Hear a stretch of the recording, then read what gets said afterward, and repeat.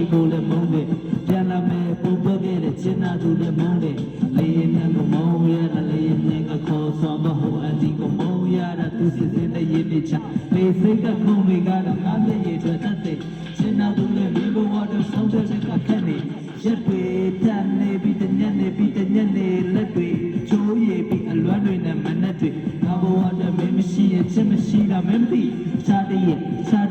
တန်တရားတွေပွားပြီးဘုရားဆုံးမတာခိနေတာကဒုက္ခခုမှတရားမှန်နဲ့ပါရမီကနေပါဝဲမာရငါဘုစောတဲ့ဒီကိန်းကမင်းလေးကြောင်းပြချိုးချတော့ညီညာချင်းကလမ်းဝဲမတရားလိုချင်တဲ့သူပညာနဲ့ဥစ္စာအချမ်းမှရှာဖွေရမှပြန်လာမယ်ဟုတ်လား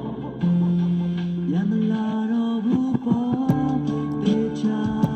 ဆုံးဖြတ်ပြီးရဲ့မမချင်တဲ့သူပေါ့ပြန်လေမောင်းလဲမောင်းရတာမြင်ရှိတဲ့ဝါမရှိတရားရှိတော့မချေခွဲပြီးနေစဉ်လူကလည်းအသက်မရှိဘူးပြောပါစေချစ်သူအာလည်းပြောက်ခဲ့သူပါတန်တရားမှနောက်တစ်ခါမကြုံရရှုံးနေခဲ့သူပါ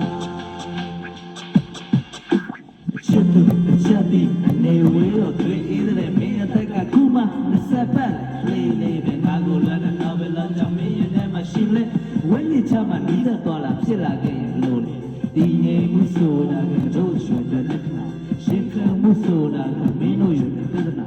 ရောက်တဲ့ပေါ်မဲ့ပြီးကြီးကြနေမဲ့မင်းတို့ချင်းတော်ပြည့်ကူညီမဲ့ငါလိုလိုမျက်ရှိမယ်ဒီလိုရဲ့ဒီလိုထွေးလို့ငါရင်သွားရင်ခေါ်လို့တို့လို့ဆဲရှင်လို့ပဲနားရမင်းကိုချစ်လို့ရမလာတော့ဘူးပေါ့ဒေချာဆုံးဖြတ်ပြီးရင်ငါမချင်တဲ့ဘူးပေါ့ပြန်လေမောင်းလဲမောင်းရပါမြင်ရှိတဲ့ဘဝမှာရှင်တရား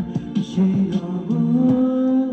ချေခွဲပြီးနေစဉ်လုံးကလည်းတမ်းရှင်ဘူးပြောပါစေချစ်သူအာလည်းပြောက်ခဲ့သူပါတန်တရားမှနောက်တစ်ခါမကြုံရရှုံးရင်ရဲ့သူပါရောင်လာပါချစ်သူ